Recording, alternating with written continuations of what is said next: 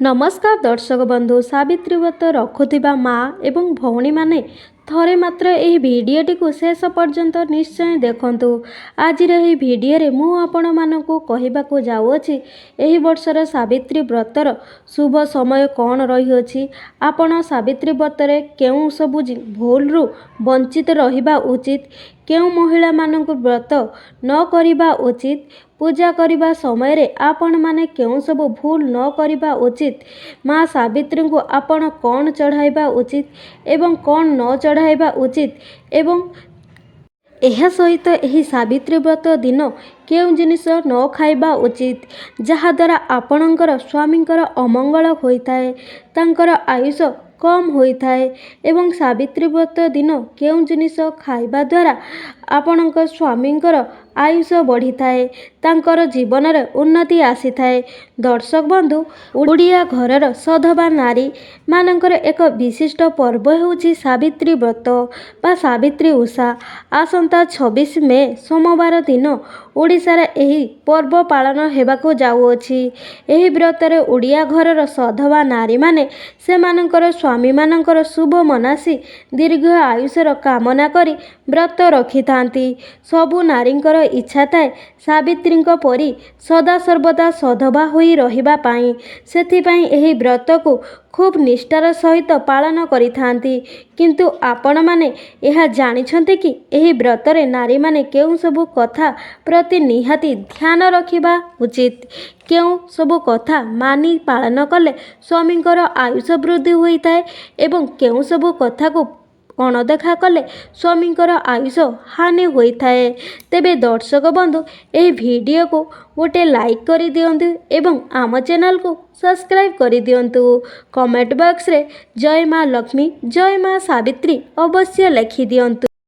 हिंदू धर्म रे एमिति मान्यता अछि कि एही व्रत को आपण निष्ठार सहित पालन करबा द्वारा आपणकर स्वामींकर उन्नति होइथाए एवं तांक जीवन रे मध्य अमंगलमय होई न थाए, अखंड सौभाग्यवतीर आशीर्वाद प्राप्त पाए एवं संतान प्राप्ति पाई एही व्रत मध्य करा जाय थाए।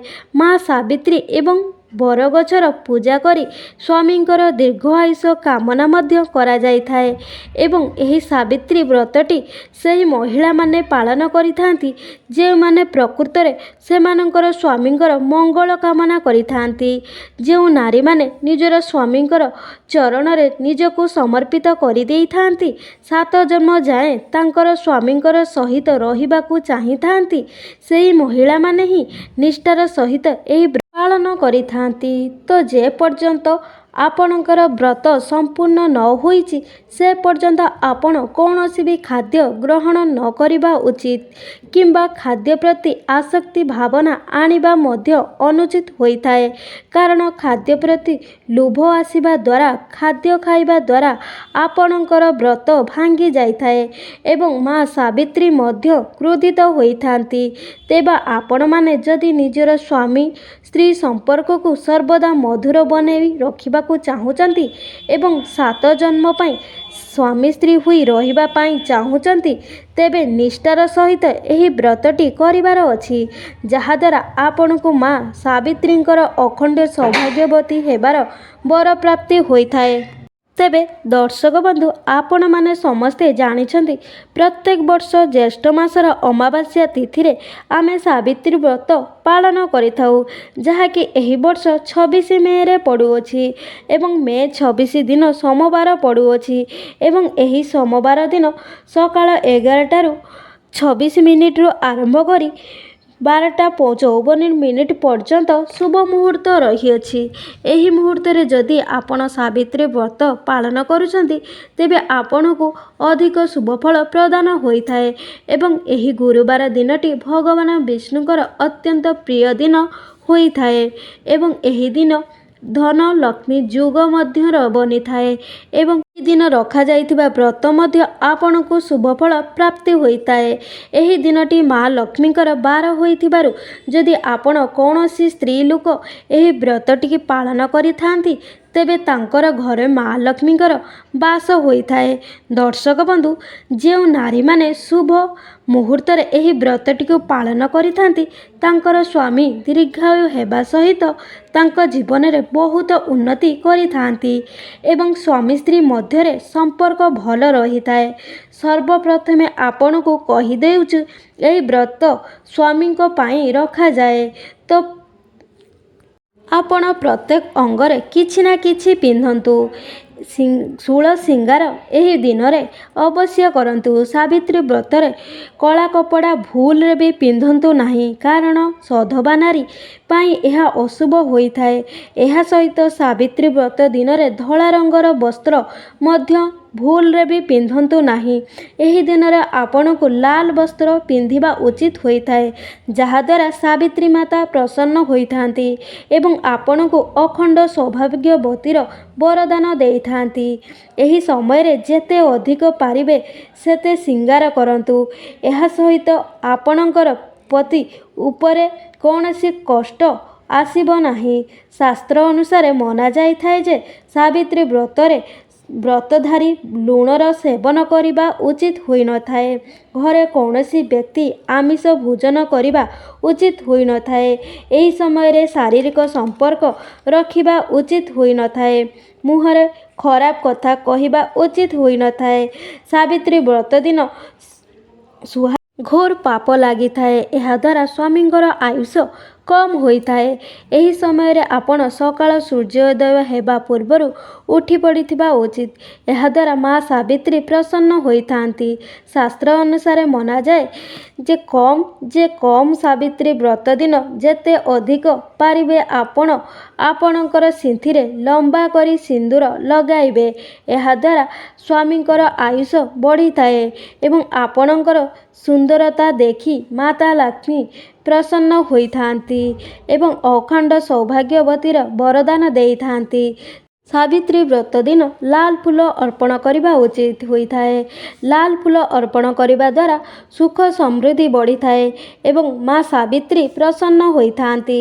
ସାବିତ୍ରୀ ବ୍ରତ ଦିନ ଘରେ ମିଠା ଖାଦ୍ୟ ପ୍ରସ୍ତୁତ ନିଶ୍ଚୟ କରିବା ଉଚିତ ଏବଂ ଭୋଗ ଲଗାଇବା ଉଚିତ ମଧ୍ୟ ହୋଇଥାଏ। ସାବିତ୍ରୀ ବ୍ରତରେ ଯେଉଁ ସବୁ ଜିନିଷ ଆବଶ୍ୟକ ହୋଇଥାଏ ସେଗୁଡ଼ିକ ହେଲା ବ୍ରତ, ଲାଲ ରଙ୍ଗର ଶାଢ଼ୀ, ଶଙ୍ଖା, ଅଳତା, ସିନ୍ଦୁର, ଫୁଲ ଇତ୍ୟାଦି ହୋଇଥାଏ ଏବଂ ଭୋଗ ପାଇଁ ବିଭିନ୍ନ ପ୍ରକାରର ଫଳ ବ୍ୟବହାର ହୋଇଥାଏ। ଏହିସବୁ ପୂଜା ସାମଗ୍ରୀ ଜଣେ ବିବାହିତା ନାରୀ ପ୍ରତି ହୋଇଥାଏ। ଯେତେବେଳେ ଝିଅଟି ବୋହୂ ହୋଇ ଶାଶୁ ଘରକୁ ଯାଇଥାଏ ସେତେବେଳେ ସେ ଲାଲ ରଙ୍ଗର ସବୁ ଜିନିଷ ପିନ୍ଧିଥାଏ, କାରଣ ଲାଲ ରଙ୍ଗ ହେଉଛି ବୈବାହିକ ଜୀବନର ଶୁଭ ଫଳଦାୟକ ପ୍ରତୀକ ହୋଇଥାଏ। ସେଥିପାଇଁ ମହିଳାମାନେ ସଦାସର୍ବଦା ମଥାରେ ଲାଲ ରଙ୍ଗର ସିନ୍ଦୁର, ହାତରେ ଶଙ୍ଖା ଏବଂ ପାଦରେ ନାଲି ଅଳତା ପିନ୍ଧି ସ୍ୱାମୀଙ୍କର ଶୁଭ ମନାସି ବିଭିନ୍ନ ବିପଦର ଢାଲ ହୋଇ ଠିଆ ହୋଇଥାନ୍ତି। ଏହି ସାବିତ୍ରୀ ବ୍ରତ ଦିନ ରନ୍ଧା ଖାଦ୍ୟ କେବେ ବି ଖାଇବେ ନାହିଁ, କାରଣ ସାବିତ୍ରୀ ବ୍ରତ ଉପବାସରେ ରହି ପାଳନ କରାଯାଇଥାଏ। କାରଣ ସ୍ୱାମୀଙ୍କର ମଙ୍ଗଳ ପାଇଁ, ତାଙ୍କର ଆୟୁଷ ବୃଦ୍ଧି ପାଇଁ ଏହି ବ୍ରତ ପାଳନ କରାଯାଇଥାଏ। ଆପଣମାନେ ଯେଉଁ ଭୋଗ ଲଗାଇବେ ସେଥିରୁ ଖାଇପାରିବେ। ଯଦି ଆପଣଙ୍କର କେହି ମୃତ୍ୟୁବରଣ କରିଥାନ୍ତି ଅବା କାହା ସନ୍ତାନ ଜନ୍ମ ହୋଇଥାଏ, ଏହିପରି ଛୁତିକା ବା ମୃତ୍ତିକା ସମୟରେ ବା ଆପଣଙ୍କର ମାସିକ ଧର୍ମ ଚାଲୁଥାଏ, ତେବେ ଏହି ବ୍ରତ ପାଳନ କେବେ ବି କରନ୍ତୁ ନାହିଁ, ନଚେତ୍ ଶୁଭ ଫଳ ବଦଳରେ ଅନେକ ଅଶୁଭ ଫଳ ମିଳିଥାଏ। ଆପଣ ସାବିତ୍ରୀ ବ୍ରତରେ ପୂଜା କରୁଥିବା ପୂଜା ସାମଗ୍ରୀ କେଉଁଠି ରଖିବେ ନାହିଁ କିମ୍ବା ଏଣେ ତେଣେ ପକାଇବେ ନାହିଁ। ଏହାକୁ କେବଳ ପାଣିରେ ବିସର୍ଜନ କରିଦେବେ, ତେବେ ଯାଇ ଆପଣଙ୍କର ପୂଜା ସଫଳ ହୋଇଯିବ। ଦର୍ଶକ ବନ୍ଧୁ, ଅନେକ ଲୋକଙ୍କ ମନରେ ପ୍ରଶ୍ନ ଆସିଥାଏ, ଏହି ଦିନ କେଉଁ ଦେବତାଙ୍କର ପୂଜା କରିବା ଉଚିତ? ଏହି ଦିନରେ ତ୍ରିଦେବ କିମ୍ବା ତ୍ରିଦେବୀଙ୍କର ପୂଜା କରାଯାଇଥାଏ।